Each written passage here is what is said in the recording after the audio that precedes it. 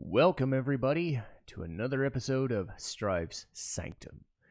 My name is Citizen Strife, and this week we're going to put a bow on what was the longest YouTube LP that I've ever done, the most episodes I've ever done, including one that had the longest single episode that I've ever done. So I wouldn't end up being shocked if this ends up being the longest podcast I've ever done either.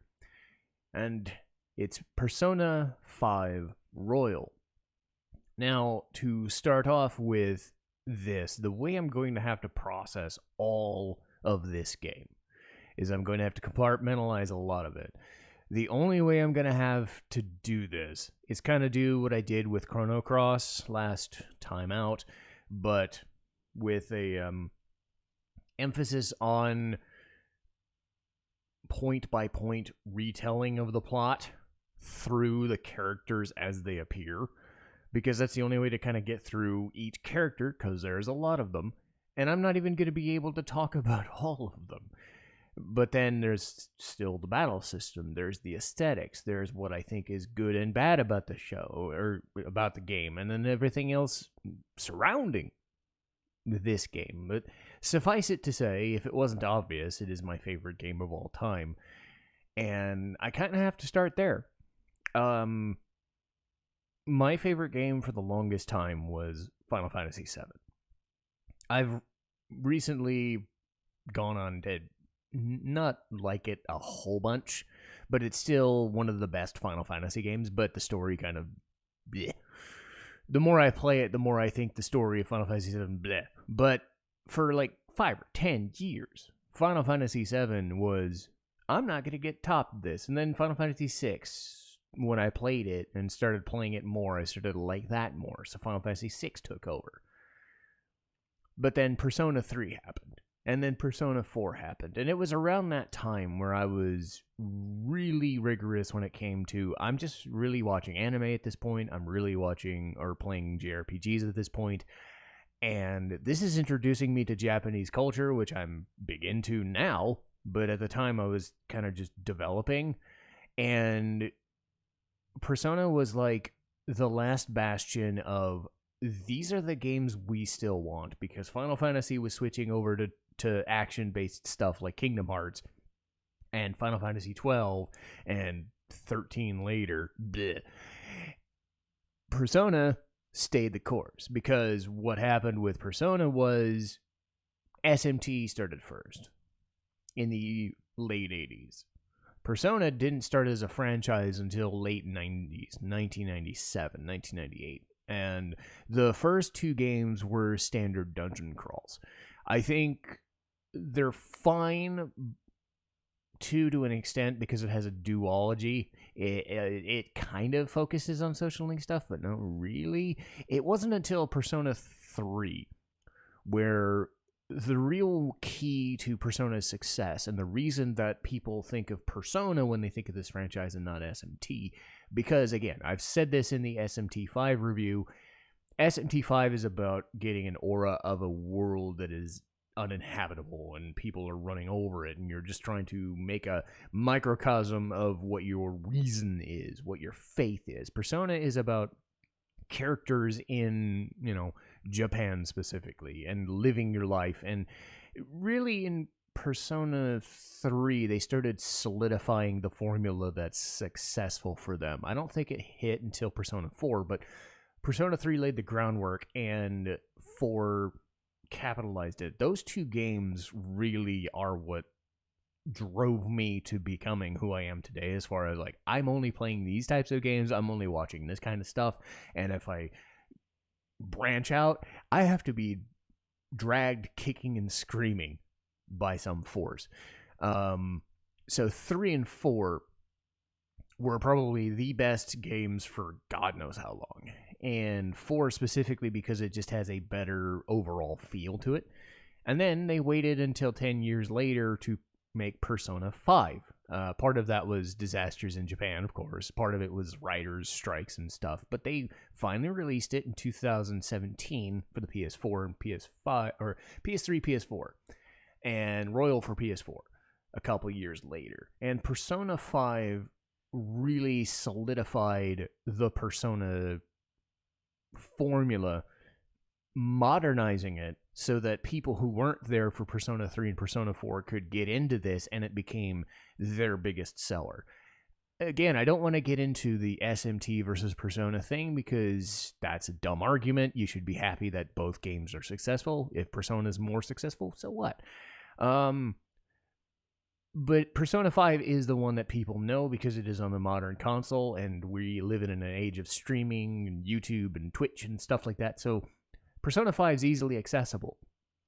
And Persona 5 does what Persona 4 didn't. It basically takes music and visual design and weaves it into the story narrative, not as a, like, this is a rhythm game masked as a RPG. No, this is, they take the visual design and make it work in the context of the game itself. Now, that's really tricky, but that's one of the reasons that it excels. It also excels because it takes the Persona 4 staples of social links and stuff and makes them stronger by giving you more of them, giving you a lot more to do, but also not feeling like you're stuck.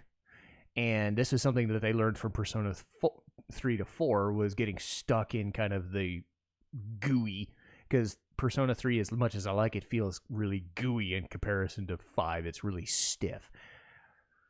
But again, it's only as good as the characters presented. And Persona 5, I don't think, has the best team. Persona 4, again, beats it out. But Persona 5 is still very strong in that regard. I think what Persona 5 represents is the strongest overall Persona game. If you're going to play any of the three, it'd probably be this one. For everything working. Everything works. Persona 4, to a lesser extent, because I mean, it's on Steam now, but it was on PS2, so it's harder to get access to. And, of course, Persona 3. But, hey, eventually they'll re-release them, and then Persona 3 and 4 will get their day again. And I will be happy about that. But if I have to talk about Persona 5, the only way I'm going to do this is to get to the meat of it. And that's how I'm going to do it. I'm going to go spoiler heavy because, let's face it, I've streamed this on Twitch twice. One for the original, one for Royal. I played 206 episodes on YouTube of this game. I'm spoiling everything, and if you don't know this game by now, I'm not gonna sugarcoat a damn thing. Because the expectation is, I've played this more than almost any game other than Miku or some of the Final Fantasy games. I can't talk about this game without spoiling it, so bear that in mind. Anyway, so we start the game in a casino, and Joker, voiced by Xander Mobus, gets this treasure that he's escaping with his team, and he escapes. Gets caught by a police force that they weren't expecting, and gets incarcerated and sent to live with some guy named Sojiro, voiced by Jameson Price. Jameson Price is great.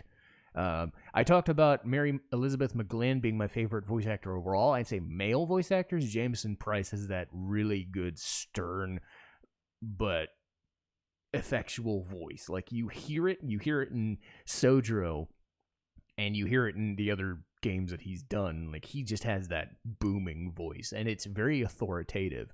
So Sojiro is basically saying, I don't want you here, but I was paid for it, so you're going to live here for a year. So most Persona games do the whole live here for a year, do social link crap, do the storyline crap, and then you're free to go. So you have a year to putz around in this attic. What sets this apart, and is very similar to Persona 3 and 4, again, is the other world concept. 3 had Tartarus, a giant fuck-off tower, which sucks balls because it's just a tower of endless fights. 4 is better because it has actual dungeons, but in reality, they're just the same as Tartarus, just colored differently and music differently.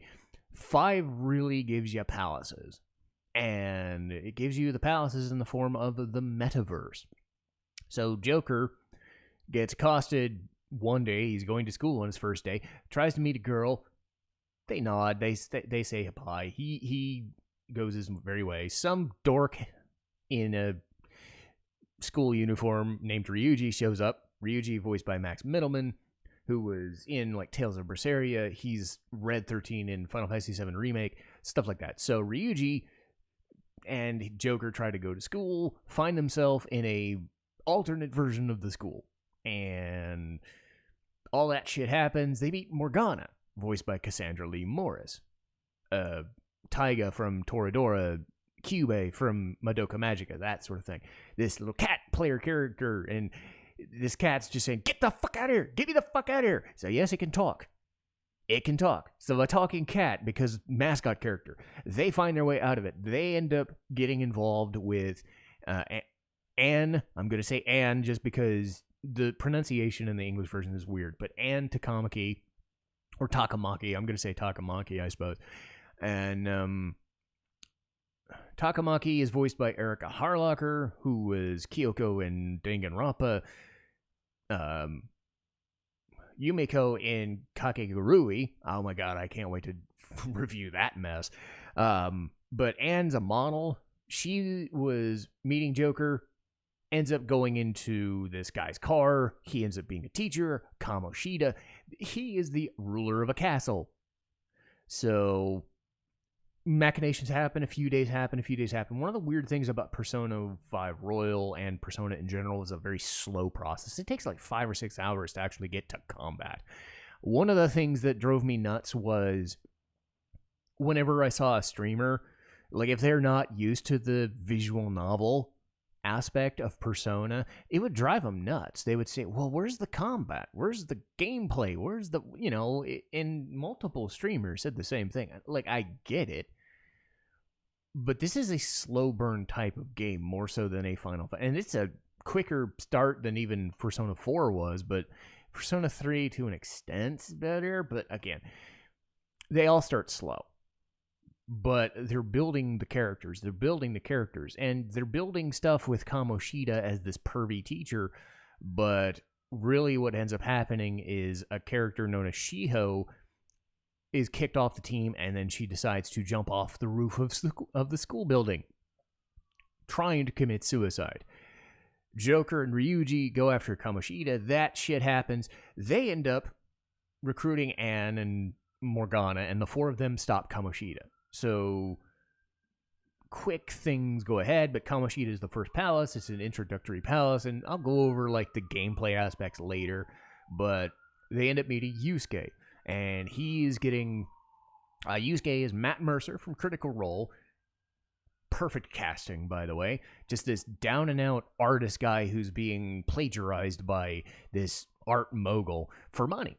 And Yusuke has this thing for Anne, and it's played for laughs, which is kind of sad because you go through this whole thing in the first game, or in the first dungeon about perv nature and trying this. And the way to get to Yusuke and get to Madarame is to strip for him, which is played for laughs about 5 hours later. I've seen some issues with that, and it is part of the narrative, but...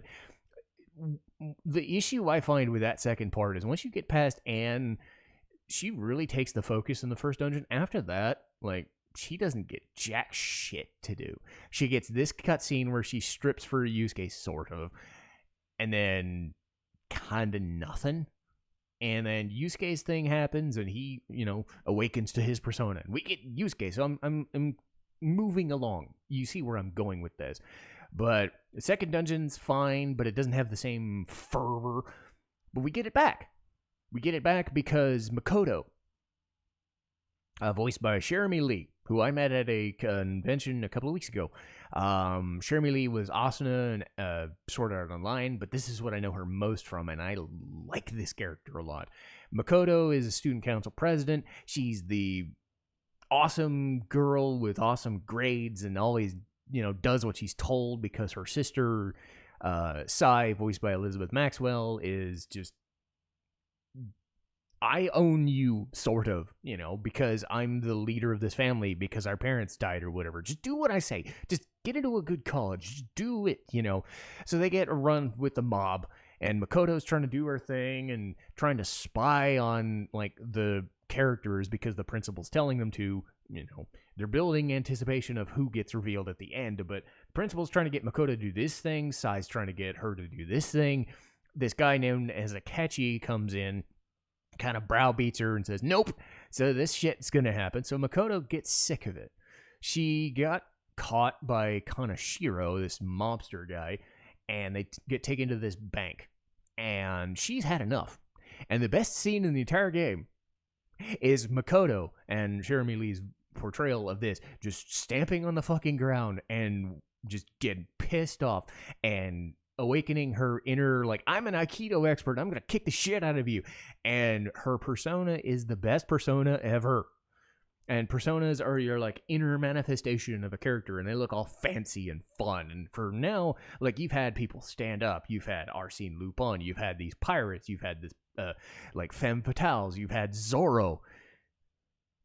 Makoto gets a fucking motorcycle. A motorcycle to ride as a persona. Johanna. Pope Joan or Johanna. She's a fucking motorcycle. And she nukes everything. And she basically beats the shit out of dudes. And if you're wondering who my favorite character is, it's between one or two. And definitely Makoto as far as, like, long term. So yes, Makoto is my favorite character. So shut up. Anyway, so Makoto's dungeon happens, and they foil, like, a bank heist. It's starting to feel like the Phantom Thief thing. The fourth dungeon is where things start to work, and I think the people, like, overall, the strength of the game really lies because it's the storytelling of the characters, and they haven't really gone super dark yet, but they really do now. And I think a lot of people's favorite character overall, and the one I dated in this playthrough on YouTube, was Futaba, voiced by Erica Lindbeck. Jessie from Final Fantasy VII Remake and stuff like that. So Futaba is a neat, but she's a neat... have I explained what neats are? I don't think I have. A neat, for people unaware, is people who are shut-ins, but in an extreme situation, like very extreme. It's usually played for laughs in games and anime, just because it's a bad trope. But in this game, it's not played for laughs at all. Some of her dialogue later is, because it's all gamer speak and D&D speak and shit, which is funny, but as a character, she's not played for laughs at all. And the reasoning is because the characters we don't know yet caused her mother to run out in front of a car and kill herself.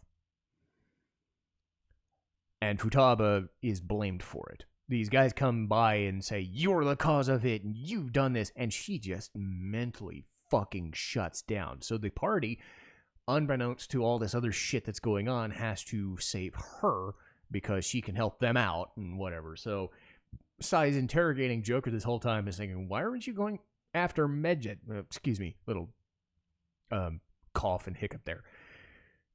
Well, they were busy with Futaba, and I don't like their dungeon so much, but everything surrounding Futaba and her dungeon and all the setup is one of the stronger points in the game, and is really where a lot of people like it. I think the first dungeon is the best, but 4 is certainly pretty good. I have gotten used to the 5th character more as a favorite, though, because once you get Futaba, you get kind of this break, and one of the and now that I think about it, I'll add that to my negatives. Stuff with Futaba is fun, but it kind of just gets weird, where once you add Futaba in, they go in a weird forceful, hey, let's make Futaba open up to us. And yeah, I'll add that for later. I just thought of it. I knew that was something I hated, but I'll get to it later.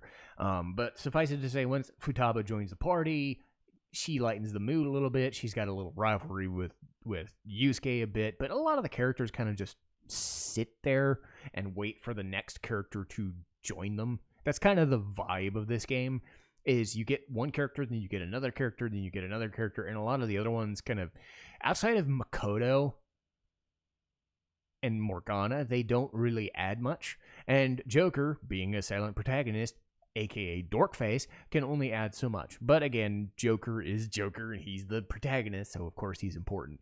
But the story at least gives you something.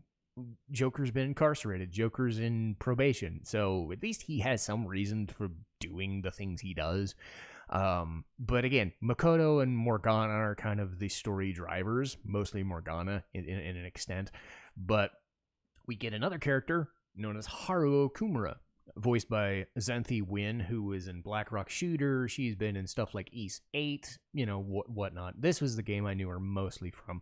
And she's like prim and proper and stuff like that. But she has this weird, arranged marriage that isn't really an arranged marriage, but she's also like a commodity. Like her dad owns this fucking burger chain and wants to be a politician. So much so that he's pawning off Haru to this absolutely deplorable piece of shit. And they actually show physical abuse and almost sexual abuse. And I know that people don't really like the quick nature of Haru getting introduced. And, oh my god, she's part of the party now. They do what they can with that. They show off the fact that this guy's an absolute piece of shit. They show off that she's nothing but a piece of meat as far as her father's concerned. And it's very strong to me. And I think Haru doesn't get a lot of credit as a character because she's not like Futaba, like she owns the scenery, she chooses the scenery. No, that's not her job. Her job is to be the nice girl in a land of crazies because Ryuji's a dumb fuck.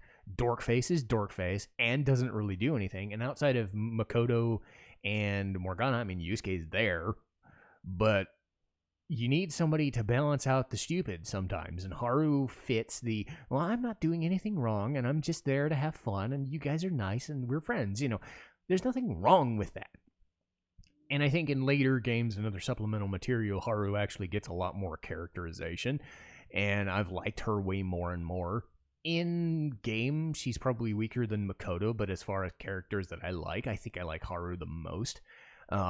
So bear that in mind. I like the nice girl every once in a while when it's done well, because everybody else is usually 50 flavors of stupid. So really, it's a tie between Makoto and Haru for me. If you're asking, or if you're wondering, not that I haven't made it a secret whenever I play Persona 5 Dancing, because every time I mention it, I say Makoto and Haru are the best. Anyway, so they get through 5th dungeon. Haru's father gets shot and killed the same way that Futaba's. Well, similar but different. So what happened was they've been trying to not kill the person, the shadow that they've been fighting as bosses. If you do kill them, then the person suffers a mental shutdown. So that's that explanation. And they do over-explain things a little bit. This is a 120-hour game, so they have to explain it. Makoto's sister gets tasked with stopping the party and arresting the Phantom Thieves, so she gets her own dungeon. And as far as dungeons go, this is my favorite because it's a casino. And I love casino ephemera, and the music involved with this, called The Winds of Fate, just so good. I remember on the YouTube playthrough, I just sat there for one whole run of the 3-minute song, just bobbing my head back and forth listening to the fucking thing. And it's like, yeah, I'm into this, because the last few dungeons have been kind of bleh since the first one. I mean, 4 is fine because of the story, but 6 is you've got a character I like as the boss, you've got a story that I can follow, you've got a setup of this casino which has all this ephemera in it, and the casino, as long as you're not a gambler, casinos are fun to look at, and the allure of the casino is better than an actual casino. But anyway, as a stage, it was great. But the music, it's the music. This music, and then Sai, because what Sai does is counteract Makoto's, because Makoto, her whole thing was she was pushed and pushed and pushed to the brink of just being angry. Sai does so in the best way possible. She comes off as this femme fatale owner of this casino, but in reality, she's a woman with this just rage, and she tries to kill people with a fucking chainsaw. Like, so Sai is very memorable and fun. And she's killed me. Not in this playthrough, but she's done it before. So, yes. Anyway, so level 6 is my favorite. But all the while, once you get through this, the game kind of goes to the present. Because one of the weird things Persona 5 does is it plays from a flashback perspective.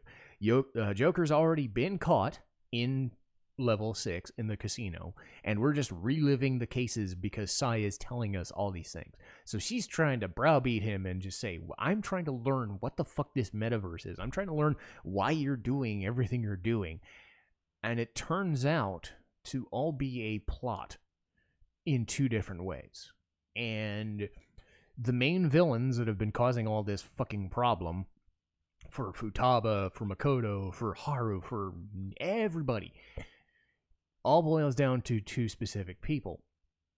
Masayoshi Shido, voiced by Keith Silverstein, and Goro Akechi, who is Robbie Damon. And Robbie was Prompto in Final Fantasy 15. Keith Silverstein's been in stuff like other SMT games, and he was one of the main characters of Zero Time Dilemma, if anybody's heard of that. Great villain voice, so he's perfect as this guy who looks like fucking David Draymond from Disturbed or something. You know, he's got that like soul patch mustache looking thing. Anyway, so Masayoshi Shido is a politician who's trying to become prime minister, and he uses Akechi, who's been kind of intermittently just fucking with Joker and the rest of the party in a, detective role. And Akechi was in the 6th dungeon as a party member, and it turns out it was a ploy all along to get them stuck. So Joker was stuck in this interrogation room. Akechi was asked, hey, I'm going to shoot you because Shido wanted me to.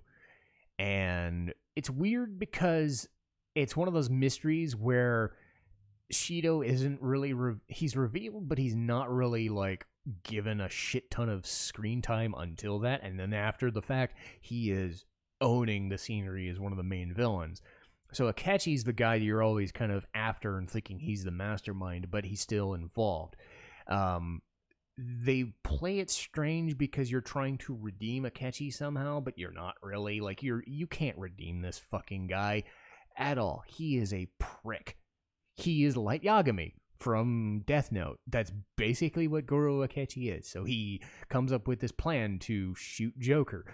But how do we survive this? He's in a fucking detention facility, and he's shot the guard, and he's, Sai got away. But it turned out to be an interesting plot. The way they got around this was amazing. And I've said about this, the metaverse. So the metaverse is this separate reality, and they're cognitive beings. As long as you don't kill the owner of a metaverse palace or metaverse creation. So, like, say if Sai was defeated, but they killed her, Sai would die. But if they try to kill a cognitive being of like say she knew a cognitive version of Akechi or something, if they killed Akechi in the palace, he would still be fine and none the wiser because he's not the owner of the palace. It's not his head or his heart, that they're attacking. It's only the owner of it. So their plan, and this was genius, and they actually go over the fact, and that's, I appreciate the fact that they spend time going over this. So their plan was to get arrested and let Joker get shot inside Sai's palace. So Futaba dicked around with Akechi's phone in an earlier cutscene. Joker's whole game in this entire flashback interrogation sequence thing was to try and get Sai's trust and say, show him the phone. We know this guy is evil and shit. Of all the obtuse things, it was some random conversation 6 months ago. How they called back to it, I have no idea. How they planned it, I have no idea, but it is pretty fucking genius and weird in its execution. So Sai shows him the phone. By doing that, she's effectively stayed inside her palace. So they take her into Sai's palace because they hadn't destroyed it yet. In all other instances, the palaces were destroyed, except that one. They planned it specifically so it didn't. So the person that they ended up shooting was not Joker, but a cognitive version. And as I've said, if you destroy a cognitive being who is not the owner of a palace, the real person doesn't suffer a shutdown. So Joker gets shot and just fades away. And then in reality, Sai is able to let Joker escape, and for the next month or so, just stays away. So Shido is trying to run for prime minister and almost succeeds, but the party, finagles it, and they fight Akechi and all that stuff. And it turns out, we're not done yet. So in the original Persona 5 Persona 5 game, you have this character in this, metaphysical area that's not the metaverse. It's called the Velvet Room. In every other game, there's a character known as Igor. And in most cases recently, they've had characters act as attendants who get more screen time and do more fun stuff. Igor is there to fuse personas and shit, which I'll go over. But he's there. He's this long-nosed guy, talks funny, and he's always just a nice guy. And something about his voice in this version, I'm guessing because they couldn't get the original voice actor from 3 and 4, they changed the voice actor, but there was a reason for that. So his velvet attendants are Caroline and Justine, these little 10-year-old girls that are calling him a piece of shit and trying to swat him with a baton and shit. So throughout the game, Igor is helping in game, and Caroline and Justine are asking him to do stuff. They even get social links based on themselves, and you get to learn about them, and they're doing stuff, and it turns out that something's not right, because this thing known as the Holy Grail seems to be the cause of everything going on, and it seems to be this kind of weird game that's been going on. So Igor ends up realizing that Joker's onto him, and it wasn't Igor this whole time. Caroline and Justine didn't figure that out until that exact moment. They were going to kick the shit out of Joker and kill him, but they actually ended up fusing. So they used the fusion mechanic in-game, in cutscene, to meld these two specific personalities back into one, into the real Velvet Attendant known as Lavenza. And she reveals that Igor is not real, and is instead the Holy Grail himself, known as Yaldabaoth. I can't believe I said that with a straight face. Yaldabaoth. And he's the final boss of the original game. And he's trying to get Joker to say, just redo the world. We'll redo everything. And he says no. So Lavenza takes possession of the Velvet Room again. The real Igor comes back. And Igor doesn't really do much, which is unfortunate. I think one of the weird things with Persona is they focused more on the Velvet Attendants, which makes sense because each game has a different one. But Igor's presence doesn't seem as vital anymore, but he's there as a hanger-on. In this game, he's played as a villain this time, which I think is the logical endpoint. I don't know how much more you can do with Igor. Even in Persona 5 Strikers, he wasn't even there. They had Lavenza there. In most of the spin-off titles, Igor's never there. It's Elizabeth or Margaret or Marie or whomever, They have taken the brunt of the characters. It's a stylistic choice, and I think I would like that. I think Igor is cool and all, but this is probably the last point you can do with him, is turn him into a villain by accident. But Yaldabaoth tries to merge the worlds together and get rid of the Phantom Thieves by making them not exist. They do exist, though, and this whole concept is public. The whole idea is Yaldabaoth is trying to say that the public doesn't wish for the world that the Phantom Thieves have created. So the Phantom Thieves don't need to exist. And then it turns out that they do. The world realizes that the world has gone to shit because now it looks like a fucking Castlevania scene. Like a fucking cemetery. Out of nowhere. And the Phantom Thieves have to stop him. And they do.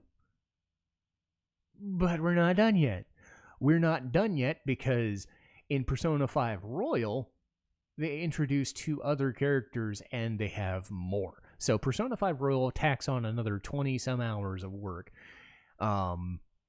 Throughout the game, and this is really well done, whether it be Catherine Full Body, the second version of Catherine, or this game, subtly weaved into the narrative are extra like dialogues and then extra scenes interspersed into the story with this character known as Kasumi, voiced by Laura Post. She's just this awesome gymnast who's trying to be like a national athlete, go to the Olympics kind of thing. And her grades are starting to slip because she's focusing so much on that, and they're trying to take up her honor status because the principals don't say, well, 3rd place isn't good enough. We need her to be 1st place. That's bullshit. All the while, she's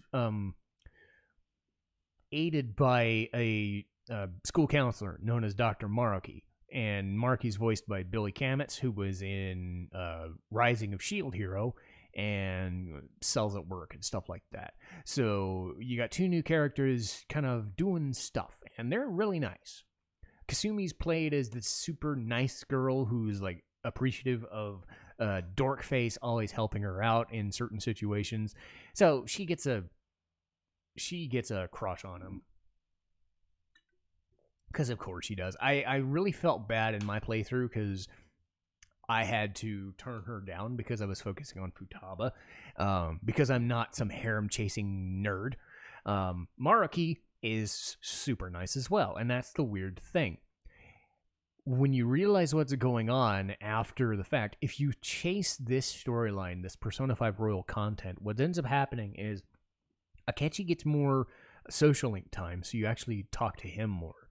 If you level him up all the way, if you talk to Maruki about his research in, cognitive science and stuff, and then you help Kasumi and they all level up, you unlock the Persona 5 Royal content and the final dungeon.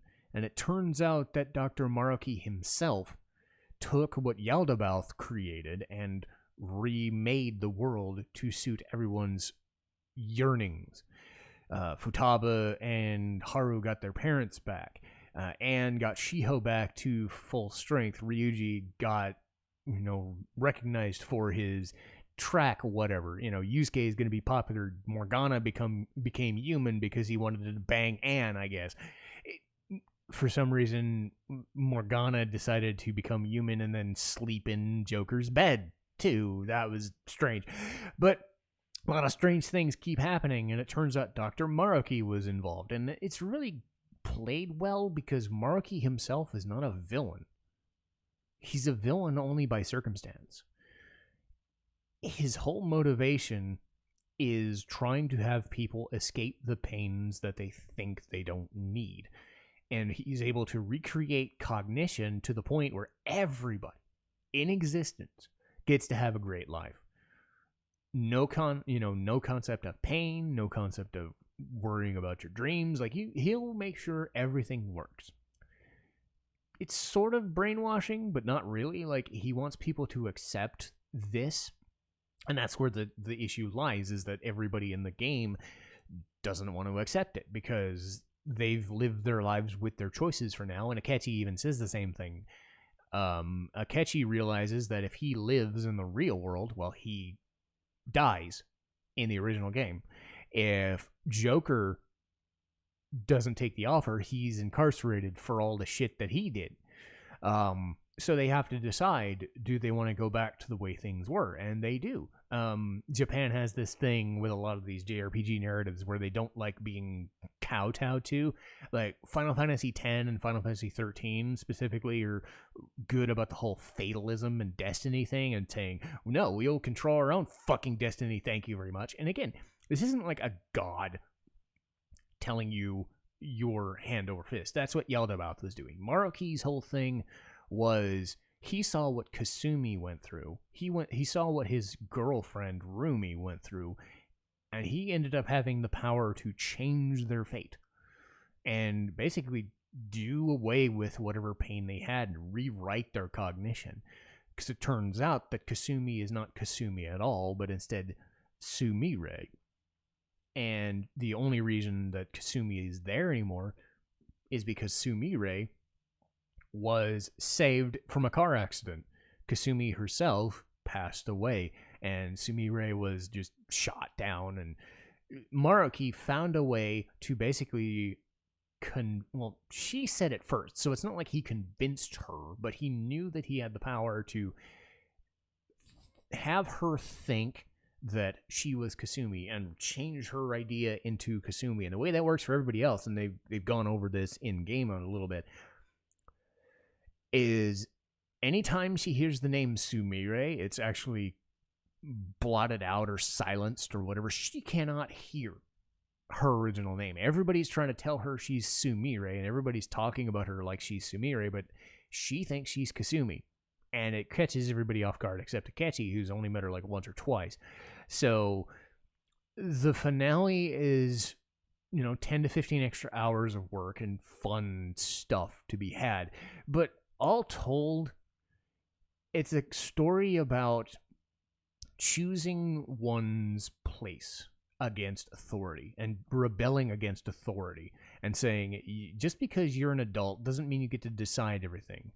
And just because you think you know better because you've lived longer, or you have a thing, or you're a god, or you have a god complex or something, or just because you've seen us have struggles, that doesn't mean you can just choose to browbeat us into submission. So the characters, for better or for worse, are trying to rebel against everything that's going on. So you get help and you get to work around it.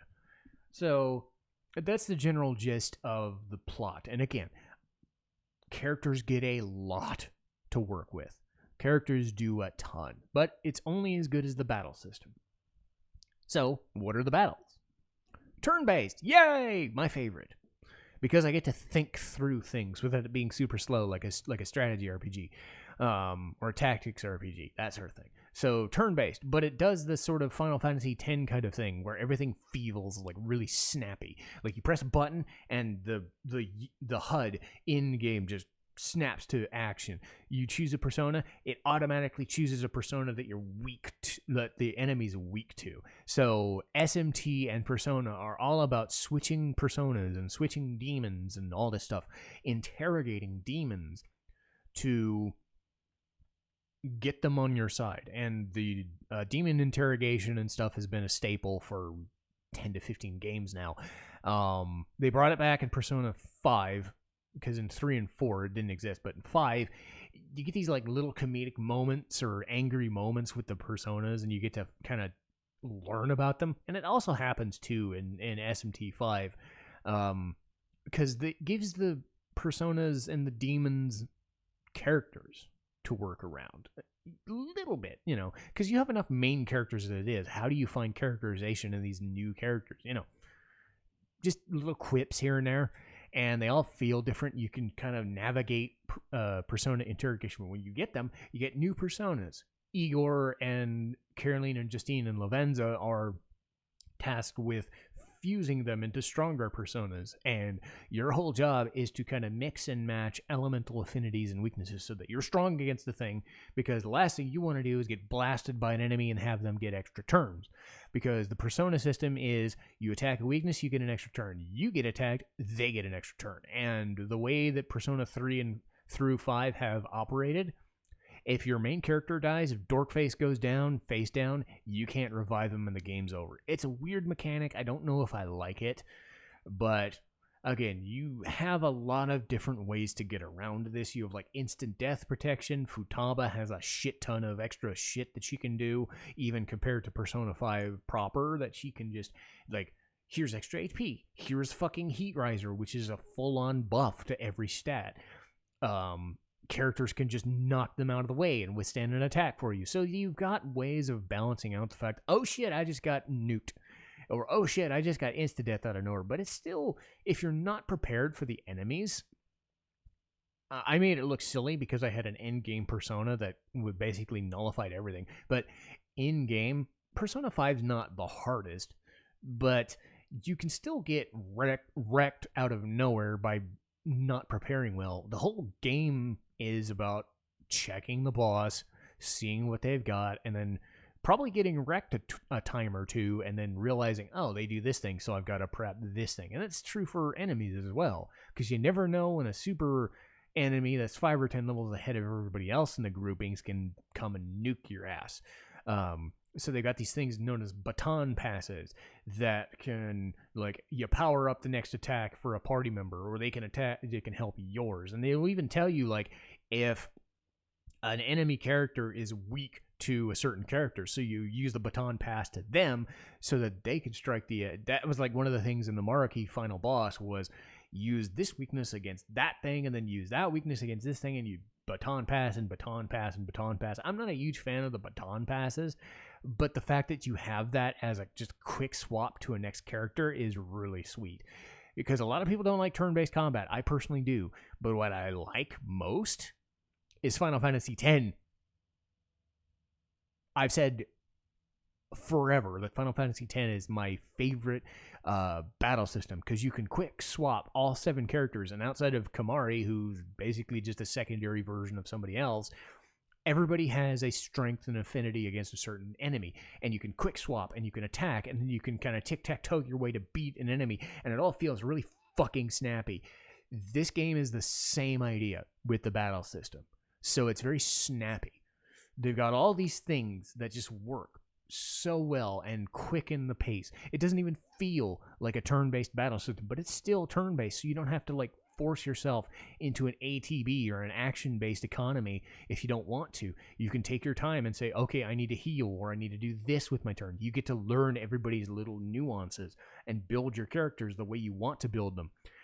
Persona 5 does a thing now where you can, and this was a welcome change after Persona 4. It started with Persona 4 Golden for the PSP, where now you can select persona skills. For a while, it was you would just randomly select from a fucking toggle, and it would take like 5 or 10 minutes to actually get the things you wanted. Now you can select the skills that you want to inherit from a persona. It makes it so much better.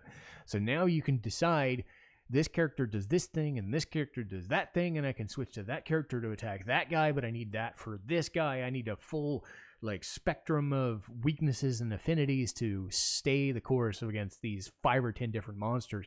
So there's good monster variety and everything. So it's very snappy.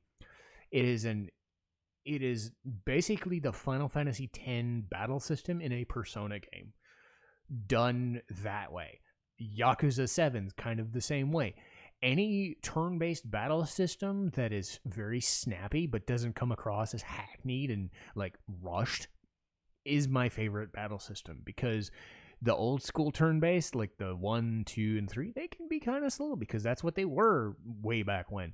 Even Dragon Quest, to an extent, feels kind of slow.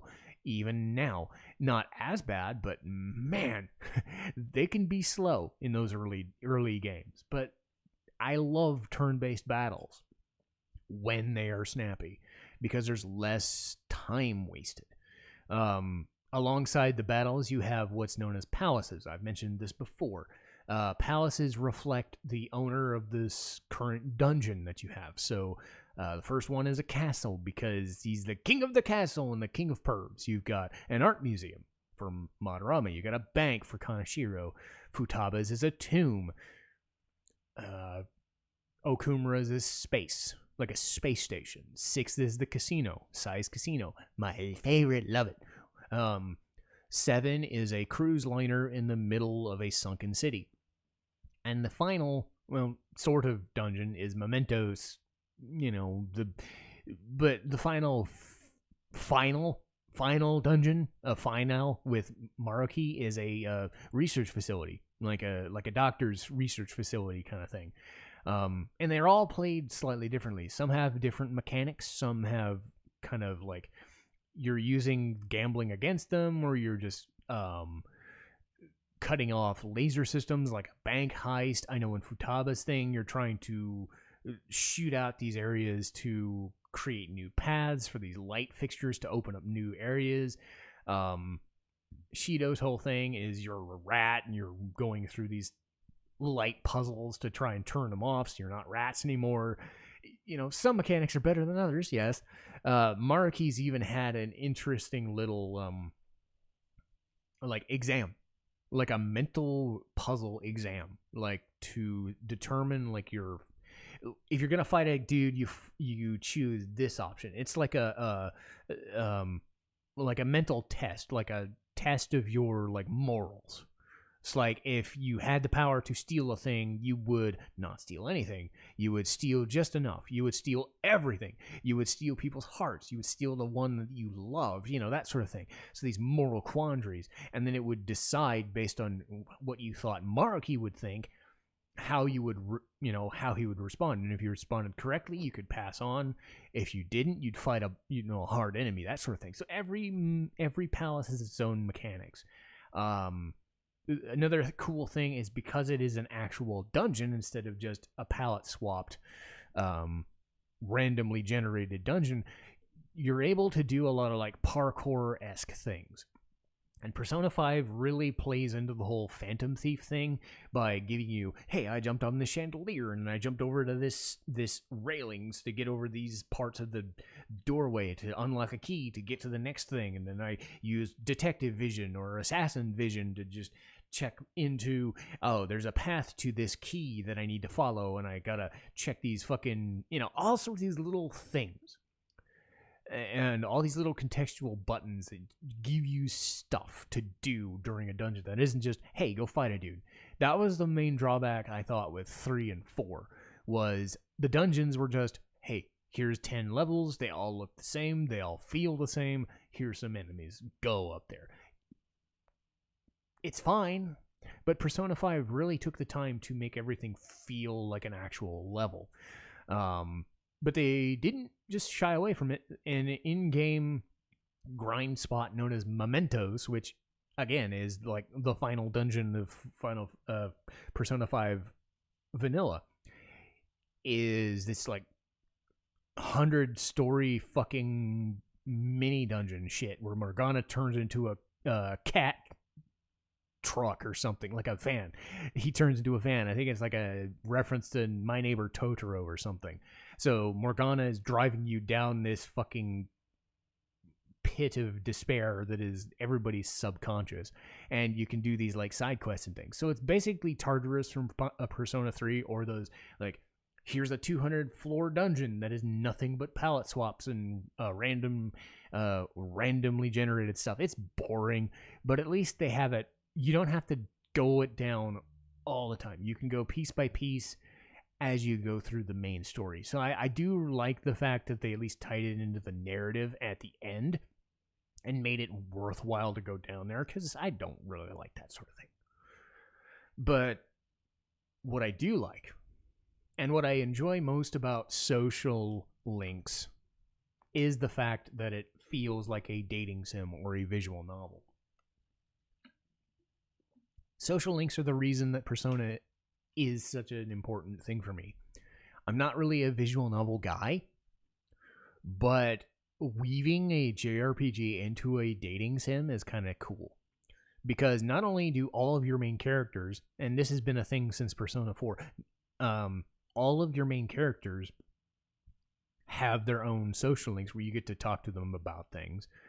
But they also level up based on how high their rank is. So they get skills like, hey, avoid instant death, or you get like one of Ryuji's things is if you're 10 levels ahead of a monster, they instantly die, that sort of thing. So everybody's got their own unique little mechanics, or they've got this base set of improvements they can do, like knock out a status effect, or you name it. Everybody gets a little something, but you have like 10 or 15 other social links. Your teacher, who what do they call it? Highlights or nightlights as a maid, that thing. Like, so she is your teacher by day, but at night she is a pervy maid because extortion money. You've got this girl who's winning all these matches in shogi, which is Japanese chess, because her mom is like fixing matches, that sort of thing. And you're trying to stop that from happening. You've got this fortune teller who's being a scam artist. You've got all these fun little things going on, and everybody has their own stories. And it's the usage of time. It's the usage of time where if you're not in a dungeon, you're doing social link stuff. You're building your character. You're building your day-to-day stats. It's a bit cumbersome because you don't have as much time as you think you do, but like during the day, you can build your stats by answering a question in school. You can take an exam, and build your stats that way, build up your charm. But your stats are based on how smart you are. So you have to build your academics to be smart enough to do that. But you also need your academics to be high enough so you can talk to Makoto, because Makoto doesn't have time for stupid people. So all these little things. You can take side jobs that can unlock certain social links. You can take training to buff your HP or SP. You can do all these fun little things. And it takes a playthrough or two to get used to it. If you're used to that thing, it's fine. I don't like the fact that they block off people based on certain stats, especially like if it's the start of a social link, I'm okay with it, sort of. But midway through a storyline, say if you're focusing on Makoto all this time, you already have your academics high enough so that she's not going to call you stupid. But later on, to open up the meat of her social link, you need the charm to withstand this host dude who is basically this like impossibly pretty just scam host guy, like the impossibly pretty dudes you see on TV all the time, that sort of thing. And he's basically fucking over this girl, so that she would sell her body, at his club, that sort of thing. It's annoying because it could be a different stat than the one you're focusing on to start a social link. So in that regard, I like the fact that everything ties together, but at times there are little bits and pieces of the social link mechanics that you're spending so much time trying to get social links because you can't do all the social links all in one playthrough. I didn't even finish. I specifically had like 2 or 3 social links that I knew I just didn't want to do. But again, everybody has their own specific like benefits. Kawakami, the best social link. The maid lady, she'll give you an extra bit of time during school where you can slack off and build infiltration tools, or you can study, or you can read a magazine to build another stat for a different reason. Later on, she'll even fuck around with the other teacher, so you get even more time with that. But her end game buff is so crazy because, say, if you go into Mementos or a palace, you can ask her to give you a massage. I'm not making that up. A massage to wash away the fact that you're tired so that you can do stuff that same night. It is a broken skill and I love it. And of course it's fun because it's a maid giving you a massage and telling you you're so stiff. It's his back, not his dick. Anyway, but what's weird is having Morgana stare at him while she does it. I don't know. That guy's a bit of a... Morgana just sits there and will always, like, in the wrong time, always just be like, oh, hey, you're getting a massage from a masseuse, like, kinky maid who's also your teacher? Fine, I'll watch. But then we'll decide if you're on a date, we'll just nope out. Like, dude, go away. It's like Morgana is your spirit animal, or the angel and devil on your shoulder. He won't go away. And yes, I know the trope. He's the kitty that always tells you to go to sleep. I know it's annoying, but again, like every social link is different. So one of the lesser social links, the ones I didn't focus on, was a dude who will buff your XP if you're not in the main party. Another one is you have better negotiation skills during demon negotiations. So everything has a place. Much less just learning about the characters. You're doing it for a in-game reason. Oh, excuse me. So they were able to give every social link a reason to exist because it tied somehow into an in-game mechanic. It's a bit overblown and a bit overdone because there's so many goddamn things, but I like the fact that they made the attempt to do it. It's not for everybody. The social link mechanic, the time usage mechanic, you only have like 3 or 4 different spots during a day, and most of it is done in Palace. Or when you're in a storyline, they won't let you do social link stuff because of story plot, because they want to focus on the plot. It's, it's arbitrary when the game decides to let you yank on the choke chain or just let it loose. So some people aren't a fan of the social link mechanic. I understand it. But for me, social links are the reason Persona succeeds. Without it, you have a JRPG. And it's a fun JRPG, and like I said, it's got a great mechanic and great battles and all that stuff, and great story. But I like the fact that you have this downtime to build to everything else that builds up your stat base or builds up stuff for Persona Fusion. Fusing stats to do better stats, but you get better stats by doing things outside of Personas. Like every social link gives you a higher XP boost when you fuse a persona, when you fuse better skills and all this shit. You can use social links to get cards and all this stuff. You can talk to Caroline and Justine to get new cards for Persona stuff. It's crazy just how much stuff is packed into this game. Yes, it sounds like a lot because it is a lot of fucking stuff. I had to play through it 120 hours, and there was some stuff I forgot. By design, because not every social link is great, but Kawakami's social link is fucking amazing. Futaba's is great in a strange comedic way. You've got Caroline and Justine, who has an in-game purpose to do that storyline. You have Kasumi, Maruki, and Akechi, who unlock other things.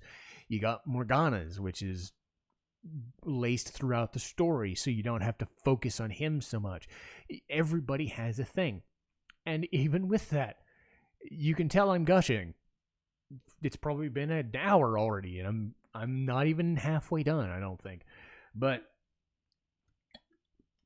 what sets Persona 5 and Persona 5 Royal ahead of even Persona 4, not just is the gameplay mechanics and the storyline mechanics, because I think Persona 4 is the best well-rounded when it comes to characters. Like, they feel like characters. So, I don't think Persona 4 is great in the gameplay side of things because it's still in that Persona PlayStation 2 era, kind of gooey, kind of stiff.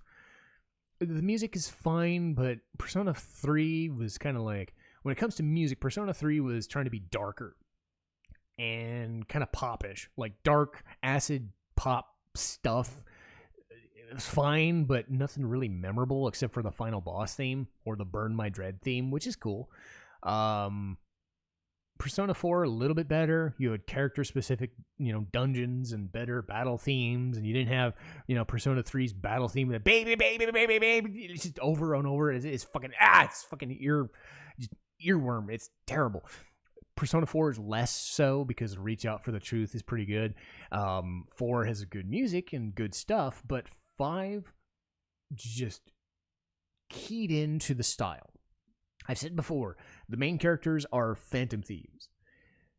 All of the music in this game feels like a heist movie. And especially all the main stuff. All of the dungeons sound distinct and different. Some of them are more subdued. Some of them are more driving. Some of them are more fanciful and fun.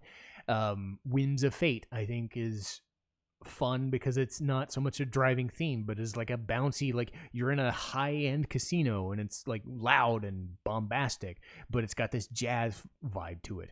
Or Dr. Maruki's is just very soft and mysterious and kind of foreboding, but it's all catchy in its own way, and it feels good because Shoji Meguro specifically designed it all to sound the same. Everything feels like it should feel. Like every song builds on itself. Everything feels like a 60s like rock track, or feels like a 70s organ is playing in the background. Like it's got acid jazz going out through the whole fucking thing, and it just feels like a heist movie. But when it has to change and do something else, like a harder rock track, like a final boss theme, or even the main boss theme, the Blooming Villain, you've got that. You've got stuff like Beneath the Mask, which is this nice, soft, jazzy thing. A lot of the themes are done by a woman named Lynn. Does a lot of the vocals, and she does a lot of the vocals in English, which is an interesting change. I think that's actually something they focus on in Persona, is a lot of more English-based vocals as opposed to Japanese. There are some songs in Japanese too, but it is different hearing full English in a Japanese game, but it's not like licensed music. It's all pre-made. But Beneath the Mask is you're out and about, you're doing socialing stuff. Life will change as you're going to steal a treasure, and it's like just this, you're amped up to beat this fucking boss's brains in. Rivers in the Desert. I talked about Blooming Villain is the main boss theme, which is really fucking good. But Rivers in the Desert is, I'm facing Shido. Shit got real. I'm facing the final boss, the Holy Grail. Shit got real. They only play Rivers in the Desert 2 or 3 times, but it matters when they do. Again, the palace themes all sound like they should sound. You have the castle theme being this kind of like old school infiltration, almost like Viper Manor from Chrono Cross. You've got an art museum being this kind of like soft, subtle jazz kind of stuff. A bank heist, which is a lot more bombastic. Futaba's, which is very morose, and it's lively but in a depressing sort of way. And again, Whims of Fate is my favorite song because I love that whole aesthetic of going to the casino. If I was going to say listen to one song, I would say like Life Will Change, Last Surprise, like just 10 or 15 good fucking songs just rattling off my head. Persona 5 has such a good soundtrack that even the interstitial stuff sounds good, not even just the main stuff. So the music is so fucking good. The battles are so fucking good. The characters, in most cases, are so fucking good. What could possibly go wrong with this entire game that I've spent an hour gushing over? Well,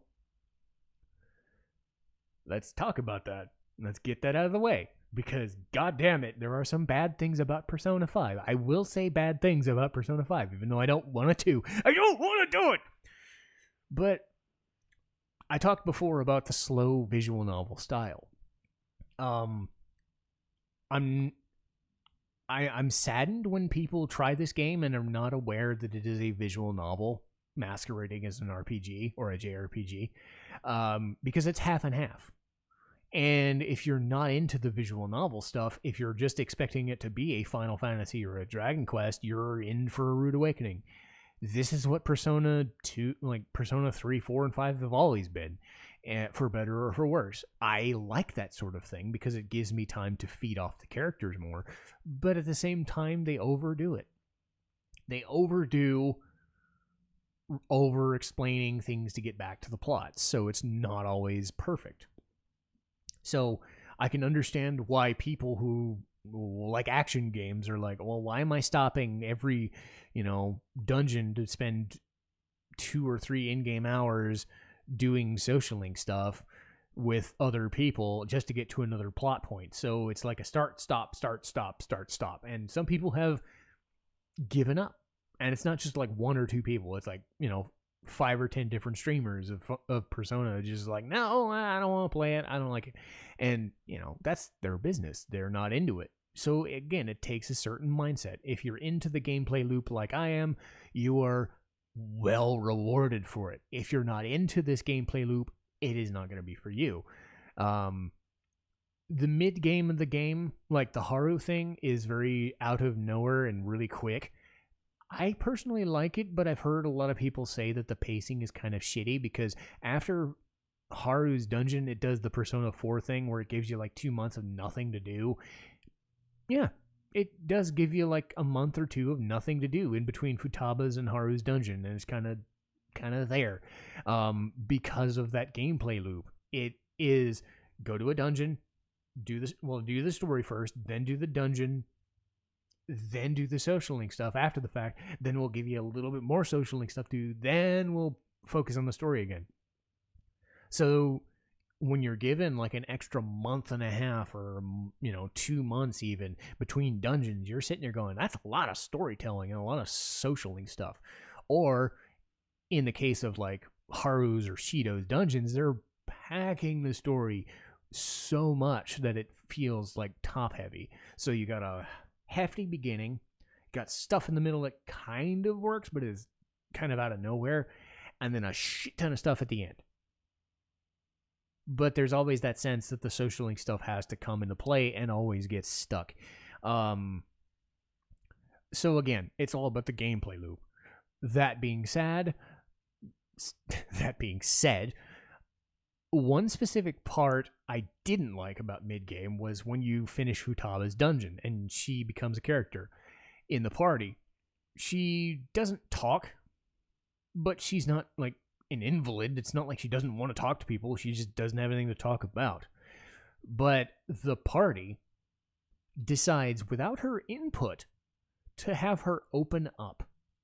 And I said this when I did the playthrough. I said, you're not giving her a choice, because this is a forced thing that you have to do. You have to spend 5 to 10 in-game days in cutscene giving Futaba a thing to do. Sure, it gives her a character, but she already did have one. You can splice in her character bit by bit during the story bits. You don't have to force her as a person with probably social anxiety or, just coming off being a fucking shut-in. Hey, let's go out, do a thing. Let's go have her work. Let's go have her go to the beach. Let's have her go do this. It was done for a good reason, but they forced that upon her without her consent.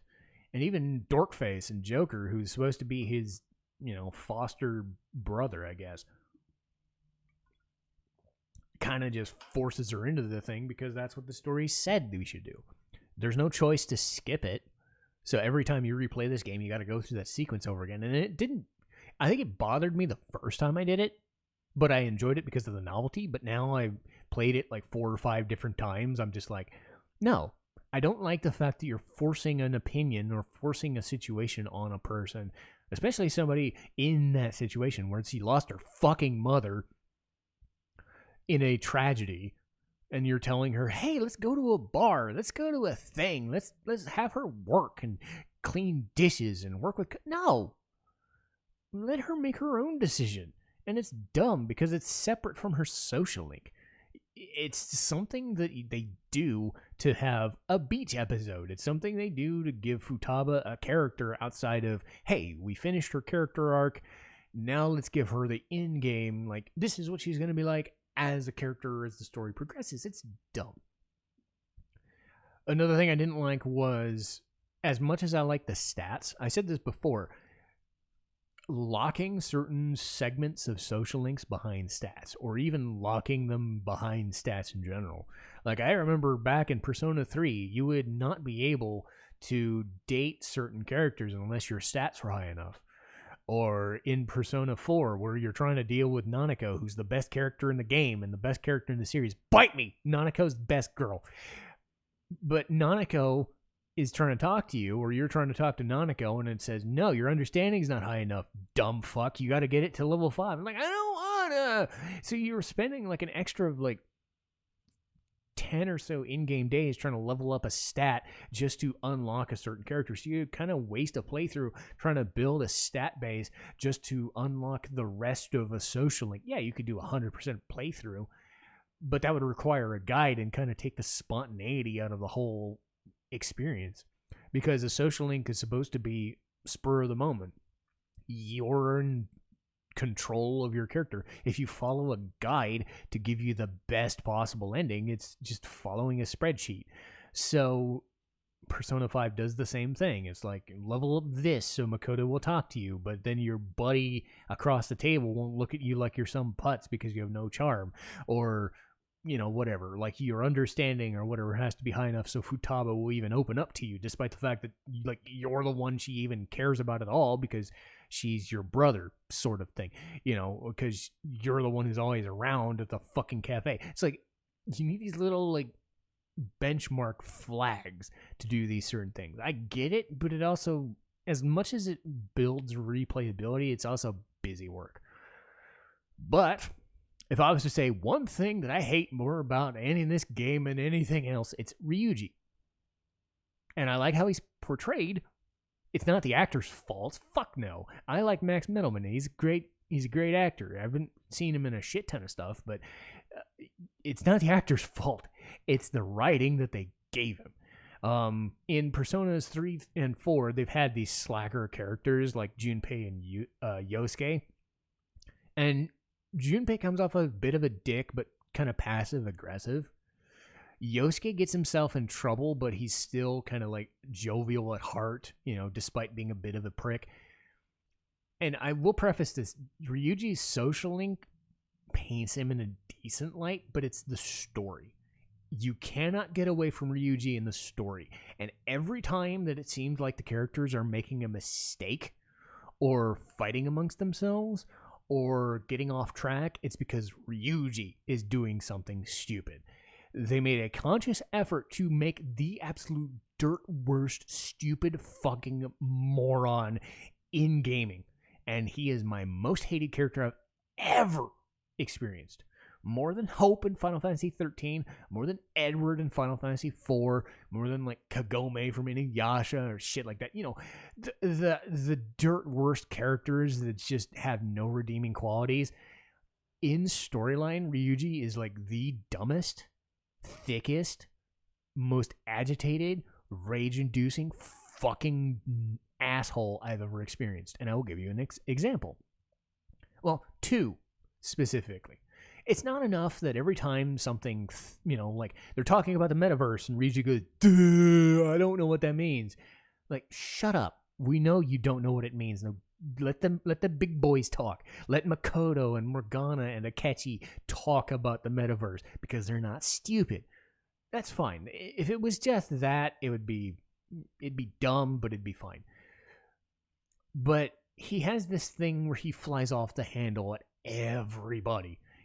Gets the slightest insult, he bitches them out, whether they deserved it or not. And sometimes it leads to good moments, like he's attacking Shido in an elevator, like, oh, so you can fuck with us, but we can't fuck with you. That's double, that sort of thing. He's endearing on the side of like the righteous, but he's a dick about it. But it's not even that. In Makoto's storyline, she is kind of trying to find data and stuff about the Phantom Thieves because the principal told them to. So she's kind of stalking Dorkface. You can see her wandering around with a fucking newspaper, and she's not inconspicuous at all. You see her coming from a mile away. It is the fucking best.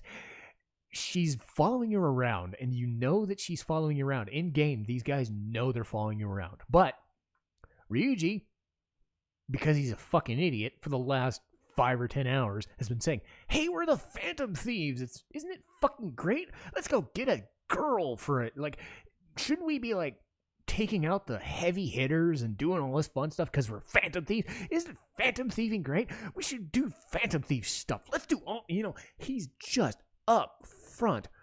He has no subtlety at all about being a Phantom Thief. He thinks being a Phantom Thief will change his fortune for being an absolute fuckhead so that he can get a date.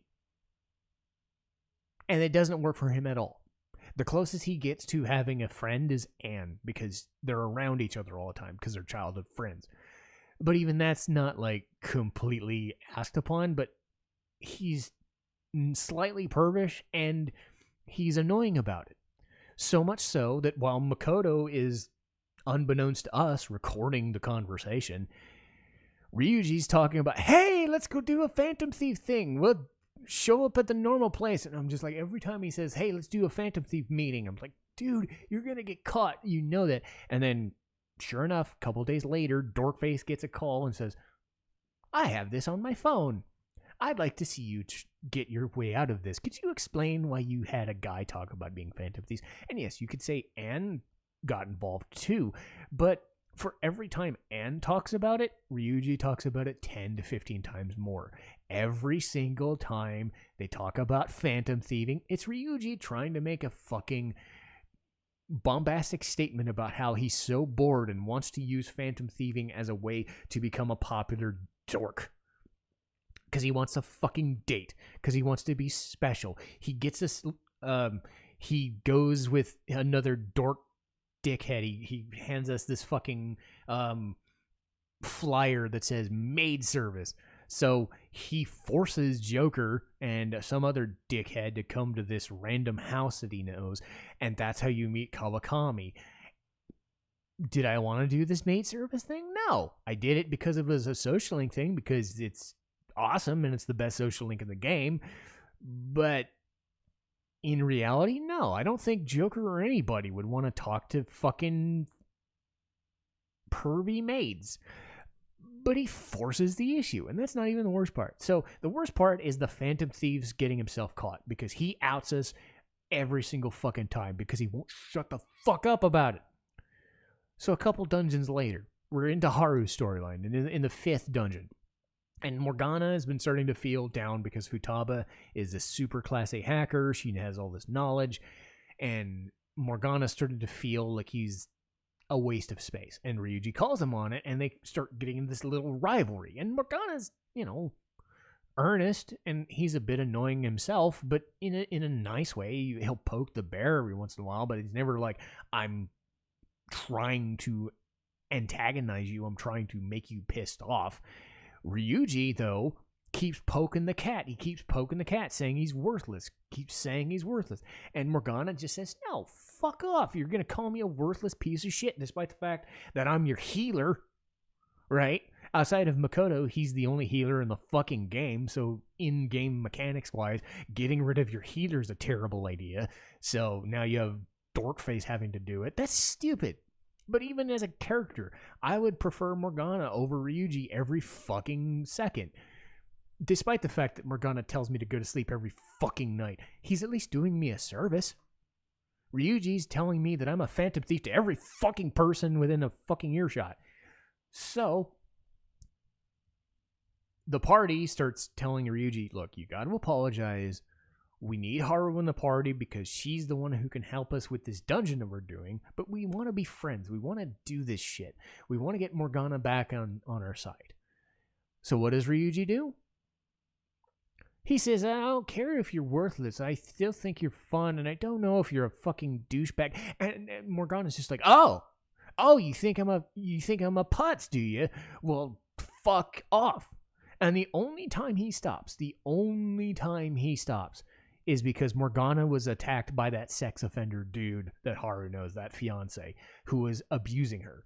This guy kicked the cat and against a wall, and they had no choice but to just drop everything. But until that point, Ryuji not only outs us as a phantom thief at every goddamn opportunity for the dumbest fucking reasons that mean nothing to the story, he also antagonizes Morgana to the point where we have to side with Morgana whether we want to or not. And again, this is not talking about Ryuji as a social link. In a social link, he's an endearing dumbass. But in story, any endearing and redeeming qualities are drowned out by the sheer monumental fucking stupidity. And kudos on Persona writers. They wrote this guy to be the absolute dirt worst. But the fact that he's a friend, like, everybody might have a friend like that, but I can't fucking stand him. He's the fucking worst character I've ever experienced. It's awful. It's so bad that it became a fucking meme on my Twitch channel. It became like hashtag blame Ryuji or something, because it was always his fault whenever we had to do something stupid, or whenever there was something dumb that happened in the game where we spent extra dialogue talking about Ryuji, because he's stupid. He's irredeemable. He's an antagonistic, rage-filled dickwad, and it's just awful. So yes, the fact that I like him more than somebody from Final Fantasy 13, who I thought was the fucking worst, I will take hope 10 times out of 10 over having to deal with somebody like Ryuji ever in my fucking life, much less a fucking video game. Ryuji sucks. Ryuji fucking sucks, and if you like him, that's your own business, but I think you're wrong. Like him if you want. He's got redeeming qualities, but in storyline, he sucks. And I said it. This is the first time I've been pissed off about a thing on a podcast. Ryuji fucking sucks, and I hate him. So, now that I've talked about Ryuji sucking wind for 10 minutes, let's talk about the good stuff. Everything else. The visual design, the music, all of that stuff feeds off each other. When you hear a song, the visuals feed off each other. The HUD in-game looks like a fucking pop graphic. Looks like those fucking, like, Phantom Thief calling card things. Everything's designed in these crazy, amazing whites and reds and blacks, and they just pop the screen. It is amazing. I said before, the quick, snappy battles, anything that reminds me of Final Fantasy X has got me. This is the logical endpoint of that Final Fantasy X, like, you know what everybody's going to be doing, so you fucking do it. You've still got a strategy that you can follow, and it's still pretty difficult, but everybody has their mechanic. Everybody has their little nuance, and everybody can, like, feed off each other, and it builds on each other, and everything you've done in-game leads to being better in combat, and every time you're better in combat, it feeds off other parts in the game, so everything cycles back into each other, but it's all quick, snappy, and designed with absolute precision that it is the closest thing to Final Fantasy X we've had in God knows how long. Yakuza 7's close, but it was their first attempt at it. Persona has been doing this for years, and Atlas was doing a very good job of taking what works and not breaking it.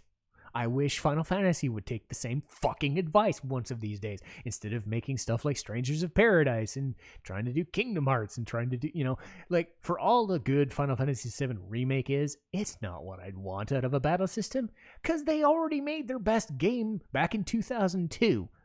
You're not going to compete with that game. You're just not. So, I'm stuck in my ways. I'll admit it. Final Fantasy X had the best battle system ever, but Persona 5 Royal is about as close as you're going to get as far as a modern game goes.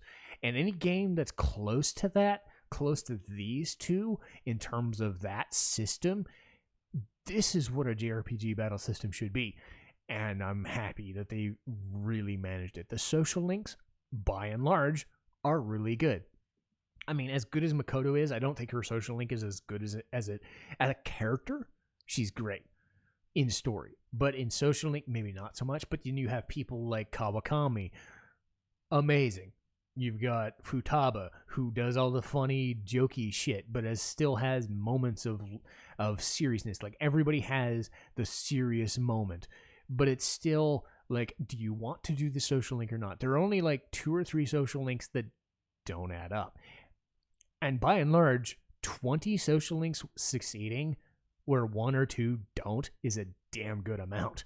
And that's been par for the course with Persona for a long time. A lot of their social links, they put a lot of effort into making them feel good and working well and giving you different things. And then Persona 5 gives you new stats or gives you new abilities or unlocks these new things for you to do because you spent time to do the social links. So you have an in-game reason to doing all that. And what I think, aside from the visuals and the music design, what Persona 5 tends to do very well is keep a darker, more mature tone, despite the fact that it's not as dark as, say, Persona 3. The way I would kind of describe the 3 games, because they all kind of fit in the same umbrella. Persona 3 has the best dark tone and stakes, but weaker in-game design, weaker characters. But if you like the darker tone and you like the higher stakes, you're gonna like Persona 3 more, despite the dated battle system, which I personally I don't mind. I like Persona 3 very much, and I think it's really good in that sense that even Persona 5 can't stack up to, oh my god, this is very like dark and dystopian and shit. Almost like an SMT game, but still in its own lighthearted way. Persona 4, the weakest stakes, but the best characters. And better music than Persona 3. Overall, better music. But again, the story feels more like a Scooby-Doo episode than life or death struggle. Even near the end, you're kind of like, well, this doesn't really seem to be all that threatening, as opposed to this godlike being that seems to be threatening us. But the moments in Persona 4, like King's Game or messing around in an eating contest, these little things where all the main characters and Nanako and all the other people can fuck around and just do random shit. They feel like high school students fucking around, doing nothing on their day off. Like, it feels like it should. Like, they feel together.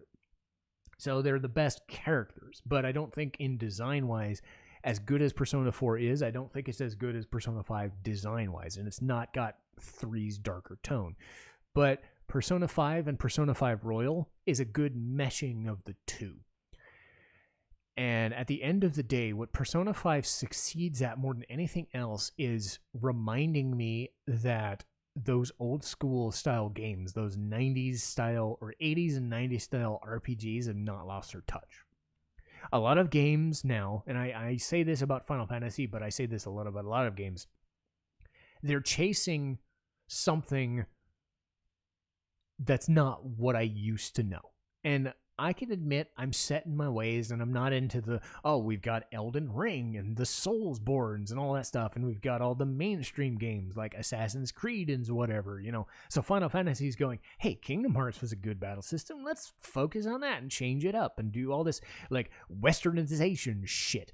And, it does scream kind of strange when Persona 5 and Yakuza are all, we are solely planting our flag in that old school, this is what Dragon Quest was, so we're going to follow it to a T. We're not going to change just because we think we can make a little bit of money. We're going to make our own money, and we're going to make enough money, and we're going to get everybody to like our stuff so we can make more money in the future.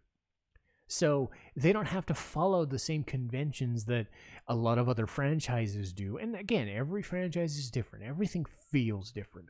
But for me, coming from what I was growing up when I was starting to enjoy these games into now where I'm solely planting my flag in playing this kind of stuff or watching this kind of stuff, Persona 5 and Persona 5 Royal end up feeling like the absolute zenith of what that type of game should be for the modern day. Is it everybody's cup of tea? No.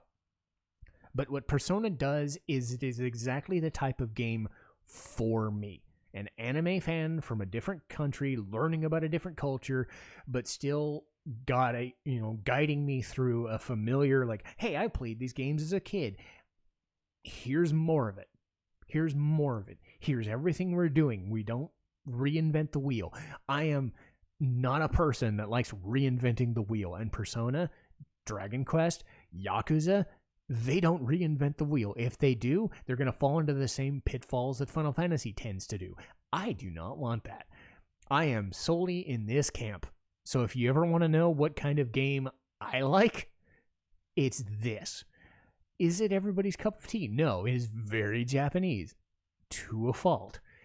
If you're not into JRPGs, it could be a good interesting start. But it has its own foibles. It is not going to change what it is for you. But it's going to give you as good as it's got. It's going to give you as good a characters, as good a music, as good a story, and as good a battle system as any of these games. And as a complete product, it is my favorite. And that's where I'm staking my claim. I did not play 206 episodes of a fucking playthrough for 100 hours just to not say this was my favorite game. So there you go. But that being said, I have no idea how long this episode's been. I'm going to just wait and find out like everybody else. But I have a special announcement. I've put this on my schedule already, but I'm going to do another theme month, much like I did with Ruby. And this time, I'm going to do .hack. And I'm going to go through both mainline anime and both mainline video games from the 2000s in a month. And it's an interesting project because it feeds off each other, much like all the Ruby episodes did. But it's also its own thing.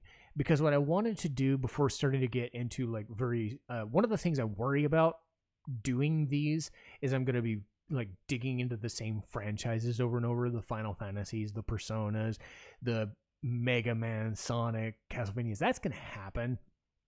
I took a look at my schedule and I was just like, yeah, eventually I'm just going to be sequel baiting over and over and over, and I'm going to try and feed in some different games here and there. But I still, I wanted to get to something different before I started sequel baiting the hell out of this podcast.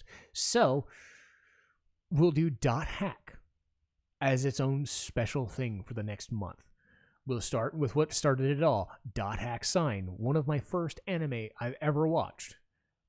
My God, I feel old because it's been 25 years since is it 20? Yeah, 22 some years since I was a fan. It's been 20 years since I first watched anime, and this was one of the first few that I saw. .hack Sign, even now with the whole everything is a world and everything's a video game and everything, it was ahead of its time and it still holds up. But it feeds directly into the first game known as .hack Infection, Mutation, Outbreak, and Quarantine. It's okay. It's an iffy game, but I'll explain why it's still got a place. But then we get into .hack Roots, which opens up Revision 2, version 2 of the world, and then it ends up after .hack Roots into what I consider one of the best PlayStation 2 games of all time, .hack GU. And everything that .hack Sign does, GU and Roots does better. And GU ends up becoming what .hack represents as a franchise. So that's why I really wanted to get into this, is I wanted to re-experience .hack from the beginning again.